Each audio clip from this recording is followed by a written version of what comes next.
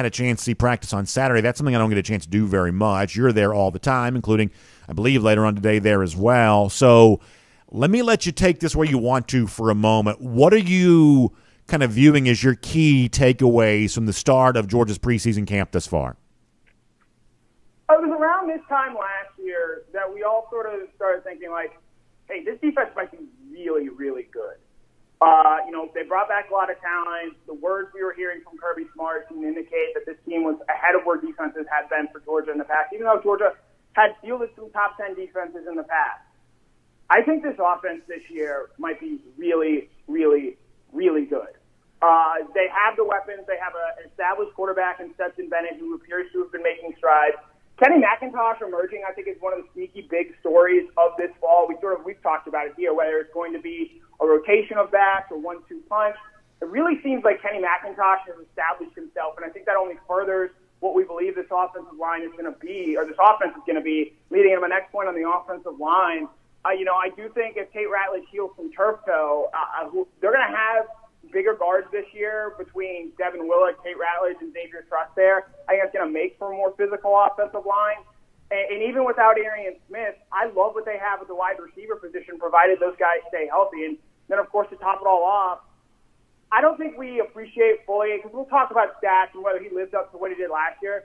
Like, Brock Bowers is just a really great football player, and seeing him out there, until you see him play in person, I don't think you gain the full appreciation for just how effortless he makes the game of football look. And so when you combine all of that together, I think that Georgia's going to have a really special offense this year.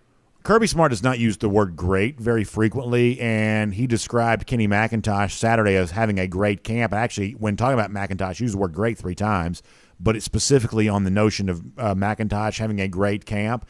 Connor, that's the kind of compliment that coming from Smart sort of means something, that he doesn't just like, the player, he likes the way in which the player's going about his business. And that probably was one of the bigger takeaways from me from Saturday. In fact, I started the show Monday by talking about it, because all of a sudden now I've got McIntosh on my really short list of players I'm probably most excited about seeing this fall. The buzz around McIntosh kind of puts him in that category. And that's not to disrespect Kendall Milton, because I think Kendall Milton, when healthy, is a really good player too. But based on what was said on Saturday about McIntosh and the kind of things we're also kind of hearing there as well, Connor, as a fan of this team, which I am, I'm really excited about seeing him. Yeah, and I don't know if you played the sound from Todd Monken when he was talking about Kenny, but he brought up a name that I think is a pretty interesting comparison in terms of what they'd be able to do.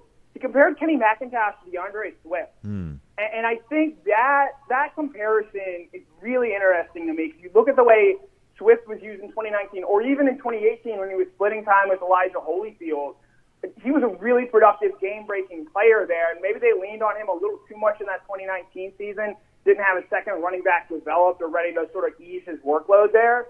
But if you're telling me that Kenny McIntosh plays like 2018 DeAndre Swift for this team, that takes this offense to another level, to where, I get Ohio State, the skill players they have. Alabama has Bryce Young.